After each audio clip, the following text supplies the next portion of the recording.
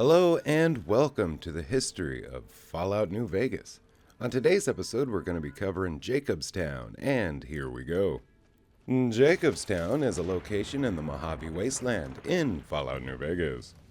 What was once a tourist attraction before the bombs dropped, the old ski resort eventually saw use again in the 23rd century, when, after the mess that became the first attempt at Black Mountain, the super mutant Marcus had another go at implementing his side of a safe haven for mutants, relatively isolated from the population hubs of humans, while still accessible to traders.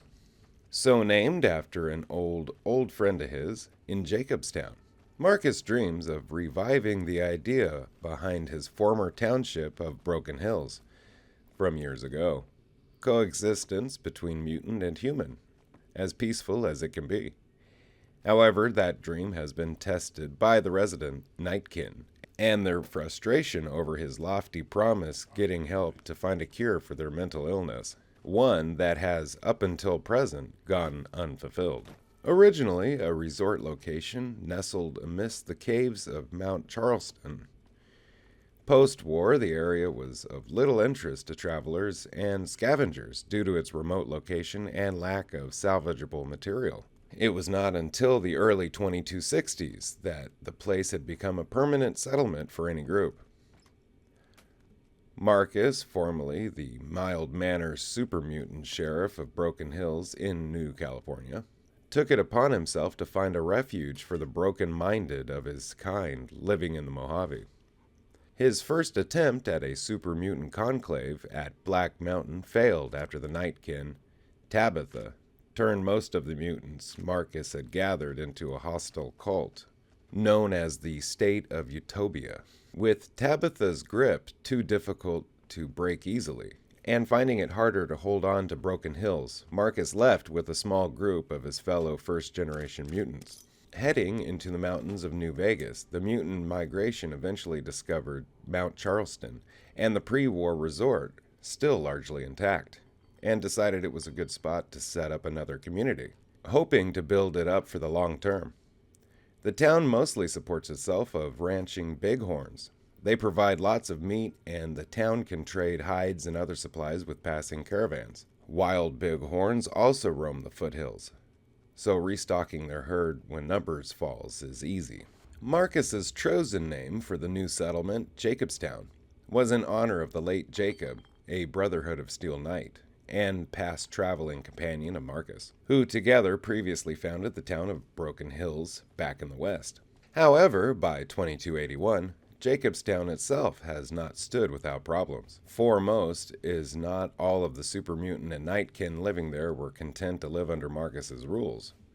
Others, such as Davison, broke off on their own, eventually winding up with their own dysfunctional super mutant communities. Although Marcus is disappointed at the shaky state of the mutants in the Mojave, he does the best he can to take care of those super mutants and nightkin, like Lily Bowen, that remained at Jacobstown.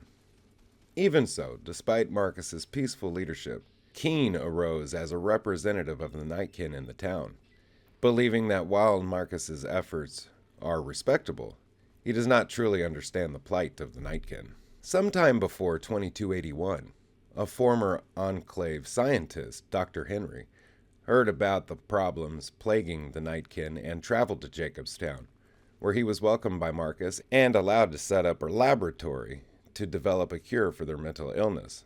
However, progress has been slow going, and the nightkin are growing impatient. Another rebellion is imminent if nothing is done to produce a cure.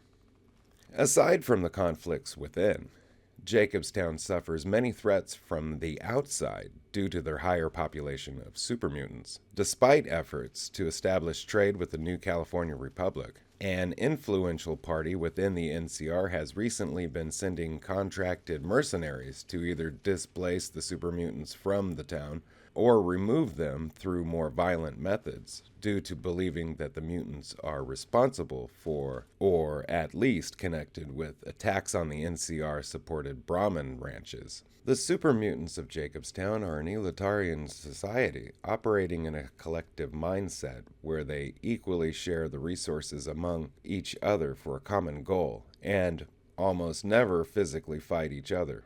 The super mutants themselves can be divided into three groups. The first generation, super mutants from Master's army, second generation mutants from the Enclave excavations, and the nightkin, the Master's elite operatives and commanders. Though there is not a caste system or a highly regimented society, the different generations of mutants tend to gravitate to different roles. The first generation mutants are generally among the smartest and the most mentally stable, and act as organizers and community leaders. Marcus, due to his experience as a sheriff and his intelligence, became the de facto leader of the mutant community. The second generation, or dum-dums, as some call them, are generally used as muscle and performing hard labor, as even the least intelligent of the mutants are useful for their strength and manpower.